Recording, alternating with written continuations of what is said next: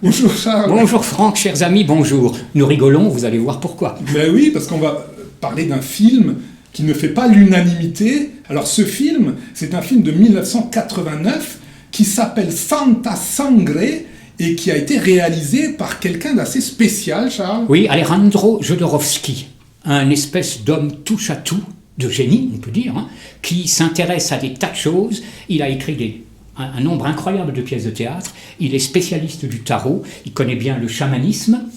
Il a réalisé petite dizaine de films qui sont des films effectivement qui ne s'adressent pas à tous les publics, qui sont ce qu'on appelle des films, alors certains vont dire intellectuels, plus ou moins, et qui sont réservés, je dirais, à un certain public qui va chercher autre chose au cinéma que le divertissement ou le suspense.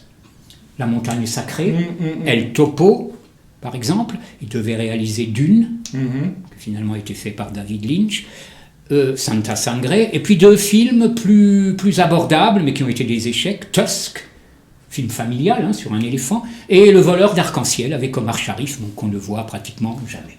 Donc un cinéaste qui fait partie, je dirais, d'une certaine école surréaliste du cinéma. Il y a du Buñuel, il y a du Dali, il y a du cinéma mexicain, le film d'ailleurs est mexicain, il y a de la recherche, il y a de la cruauté, en fait c'est un mélange, une mixture qu'on peut rejeter. Ouais, bon, on va assez rapidement passer sur le casting. Il y a juste un élément à retenir du casting, c'est le personnage principal. Les deux fils de Jodorowsky jouent dans le film, effectivement. Pardon, les deux fils jouent dans le film. Alors l'histoire, il y a une histoire quand même. Ouais, non, pour terminer sur le casting, les autres, ce sont des acteurs tirés de la vie réelle. Oui, voilà, oui. À mon avis, les ivrognes qu'il y a dans le film, ce sont des vrais ivrognes. Les trisomiques, ce sont des vrais trisomiques. Enfin bon, bref, quoi, c'est voilà. Donc on va pas s'étendre sur le casting. L'histoire, elle est extrêmement complexe. J'ai quand même réussi à tirer à peu près quelque chose de cohérent. Oui, Franck va vous dire quelque chose d'assez simple, mais c'est évidemment très complexe. Ouais. Donc l'histoire du film, c'est l'histoire d'un personnage qui grandit dans un cirque et qui va assister au meurtre de son père va tuer sa mère à cause d'une aventure extra-conjugale, et lui il va voir son père se suicider devant lui, et il va devenir schizophrène, il va atterrir dans un hôpital psychiatrique. Et la deuxième partie du film nous montre, lorsqu'il s'échappe de cet hôpital, il va toujours victime d'hallucinations, retrouver des personnages de l'époque, de sa jeunesse, et d'autres personnages encore, et il va être pris par des pulsions meurtrières, et il va commettre des actes assez sanglants. Oui, c'est très limpide, c'est pas le cas dans le film, on est d'accord. Non, le film n'est pas limpide du tout. Alors le film, comme l'a dit Charles, fait référence à des éléments surréalistes. Oui, il y a Ado Kirou également, Ado Kirou, qui avait réalisé un film assez curieux, Le Moine, qui est un des maîtres de la pensée surréaliste. On est vraiment, si vous voulez, dans un... Moi j'appelle ça un cinéma d'auteur. Oui, c'est ça. En fait... On donne l'impression comme ça que c'est un cinéma d'auteur, parce que ça a une espèce de connotation intellectuelle. Jodorowsky, il a écrit des BD, machin, il a fait ça. Ah oui, les BD, on a oublié les BD, oui. Alors que, pour moi, un film d'auteur, c'est un film qui fait référence à un certain classicisme, et pour moi, le classicisme, c'est un peu une lignée par rapport au passé. Or, Jodorowsky, la lignée du passé, il s'en tape les brouettes. D'ailleurs, comme il dit lui-même, le passé n'existe pas, le futur non plus, il n'y a que le moment présent. C'est un peu une phrase facile, c'est pas lui qui l'a inventée d'ailleurs. Il s'est inspiré d'une phrase de Harold Pinter, qui est citée dans le film de Joseph Losey, Le Messager, et qui, à mon avis, résume tout. Le passé est un pays étranger où les choses arrivent autrement.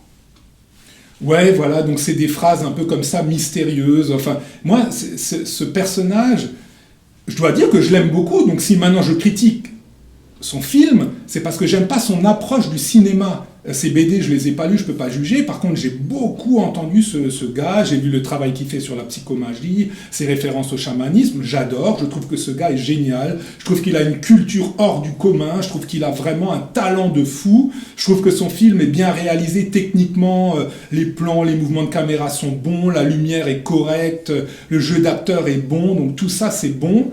Mais après, le reste, comme je l'ai expliqué, c'est le fait de dire « Coucou, j'arrive dans le cinéma avec mon ego ». ah ben moi je m'en fous, moi les codes du cinéma, je m'en bats les steaks, je fais ce que je veux, quoi. Là, je valide plus. Il n'est pas le seul, hein. Il n'est pas le seul. Il n'est pas le seul, bien sûr, mais dans l'art, ça a été fait, ça fait d'ailleurs quelques années qu'on voit comme ça des gens qui se gaussent. Oui, moi j'arrive dans la peinture, mais moi je vais pas reprendre les grands peintres. Non, non, moi je vais inventer quelque chose de nouveau, je vais vous peindre un tableau en bleu, voilà. Et puis je vais mettre en dessous le prix, ce sera 3 millions, voilà. Ben, pour moi, c'est exactement l'approche de Jodorowsky dans ce film, c'est dire, bon ben moi je fais ce que je veux. Donc, ah tiens, il y a un oiseau qui passe. Et caméraman, tu me filmes l'oiseau? Bon, ben on va l'intégrer, on va faire une séquence avec un oiseau. Ok, bon, c'est surréaliste, ok, il fait ce qu'il veut, bon, c'est bien. Donc, il ramène tout son univers, il met ça dans son film. Moi, son univers, j'ai pas les références, donc je peux pas le juger, je peux pas l'apprécier. Alors, Charles l'apprécie, bon, oui. Il a ses codes à lui, ses critères à lui. Oui, c'est-à-dire que pour moi, c'est un film envoûtant. Qui ne ressemble à rien, ce qui est déjà très, très intéressant, qui arrive à cerner le plus bas des instincts humains avec une force. Peut-être certaines scènes sont gratuites, c'est fort possible. Bon, moi, c'est pas l'impression que j'ai. C'est un film, une espèce de film labyrinthe. On entre dans un tunnel et on n'en arrive pas à en sortir. Alors, ou on est fasciné, ou alors on cherche absolument la sortie. Ouais, oui, pour moi, pour comprendre un petit peu voilà, la manière dont il a tourné ce film, à un moment, il a utilisé des trisomiques, des vrais trisomiques, hein, il les a amenés au cinéma, et puis une fois devant le cinéma, il y a un dealer qui arrive, et le dealer donne de la coke à chacun des trisomiques, et il les envoie se fourrer des putes, quoi. Donc, c'est dit peut-être un petit peu trivialement, mais... montrer la bassesse de l'être humain, voilà. Ce que je Regardez l'être humain qui manipule des gens faibles, des gens qu'on peut manipuler. Oh, il est pas moralisateur, hein, Jodorowsky, pas du tout, quoi. C'est pas du tout pour montrer la bassesse. Alors vraiment, il est au-dessus de ça. Hein. Je connais un peu le personnage. La morale, il s'en bat les steaks. D'ailleurs, les surréalistes aussi, hein, la morale. Plus ou moins, oui. Plus ou moins les steaks. Plus ou moins, oui. Plus non, ce que je veux dire par là, et c'est...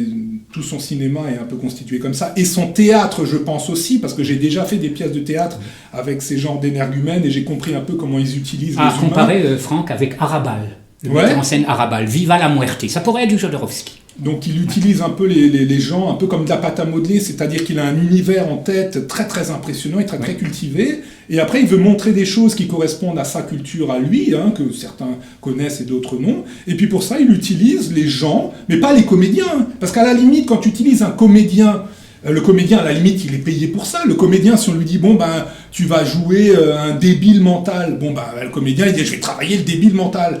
Mais si tu utilises un débile mental pour jouer un débile mental, est-ce que le débile mental, il est comédien? Est-ce que lui, il fait partie de cet acte dans la lignée du cinéma? Non. Moi, en étant comédien de ce genre de personnage, eh ben, j'ai été utilisé à faire des choses où je me suis dit, mais c'est de la merde, ça. Moi, c'est ton univers à toi, c'est pas mon univers, et je me suis cassé direct, quoi.